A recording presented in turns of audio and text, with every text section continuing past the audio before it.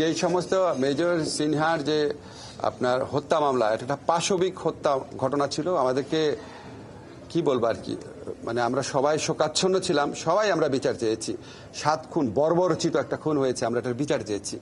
কিন্তু ভাই, আপনাদের তো একটা জিনিস বুঝতে হবে, এগুলি যখন উচ্চ আদালতে থাকে, হাইকোর্টে থাকে, তখন এটা সম্পূর্ণভাবে হাইকোর্টের এখতিয়ারাধীন বিষয়। এটা কার্যতালিকায় কত নম্বরে আসবে, কবে শুনানি হবে, এটা সম্পূর্ণভাবে স্বাধীনভাবে হাইকোর্ট ঠিক করে। এখানে আইন মন্ত্রণালয়ে কোনো রকম ভূমিকা রাখার কোনো অবকাশ নাই।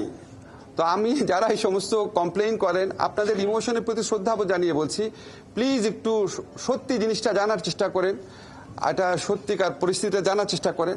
না হতে অহেতুক কাউকে ব্লেম করলেন বা অন্য কোনো মন্ত্রণালয় ব্লেম করলেন, এটা তো কোনো সমাধান আসবে না। তো আমরা আশা করব, আপনাদের মতো আমিও আশা করি, আমরা কোনো দ্রুত এটার আপনার বিচার সম্পন্ন হয় এবং যারা দোষী সাব্যস্ত হবেন তাদের জন্য মানে সর্বোচ্চ শাস্তি হয়। নাগরিক হিসাবে আশাবাদ ব্যক্ত করছি। আপনাদের এরকম কিছু নাই আপনারা বলতে চান? আপনার উচ্চ আদালতের উপর আমাদের তো হস্তক্ষেপের কোনো স্কোপই নাই। এখন আমরা আগের সরকার যে ছিল সেটা তো একটা ফ্যাসিস্ট গভর্নমেন্ট ছিল, তারা তো কোনো নিয়ম নীতি মানত না। তারা চিফ জাস্টিসকে পর্যন্ত মানে কি বলবো, গলা ধাক্কা দিয়ে দেশ দিয়ে বের করে দিয়েছে। আমরা তো সেটা সরকার না, ঠিক না? আমরা উচ্চ আদালতের স্বাধীনতার প্রতি অত্যন্ত শ্রদ্ধাশীল। আমাদের কোনো এখতিয়ারই নাই উচ্চ আদালতের মানে কবে শুনানি করবে, কত দ্রুত শুনানি করবে সেটার ব্যাপারে কিছু বলার।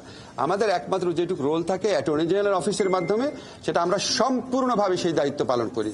সেটা তো আপনার মানে প্রতিদিনের ব্যাখ্যা করার বিষয় না, তাহলে তো আপনার আমাদের গোপনীয়তার শর্ত বা কোনো কিছুই থাকে না।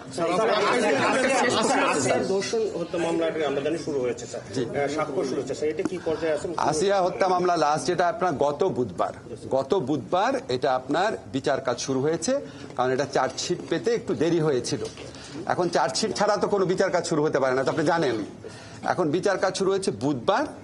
তারপরে আপনার যে ওয়ার্কিং ডে, কার্য দিবস, আমরা যখন দিন বলি, লয়ের ব্যাখ্যা হচ্ছে দিন মানে হচ্ছে কার্য দিবস। এখন এটা এই বুধবার ষষ্ঠ, সামনে বুধবার, আজকে হচ্ছে আপনার সোমবার, এই সপ্তাহে হয়তো ষষ্ঠ কার্য দিবস হবে। আগামী রোববার হবে এটা 7ম কার্য দিবস। তা আমি একটা আশাবাদ ব্যক্ত করেছিলাম 7ম কার্য দিবসের মধ্যে হবে, আমার একটা আশাবাদ ছিল। আমরা নিম্ন আদালতে জানি এটা সর্বোচ্চ গুরুত্ব দিয়ে এই মামলার বিচার করা হচ্ছে।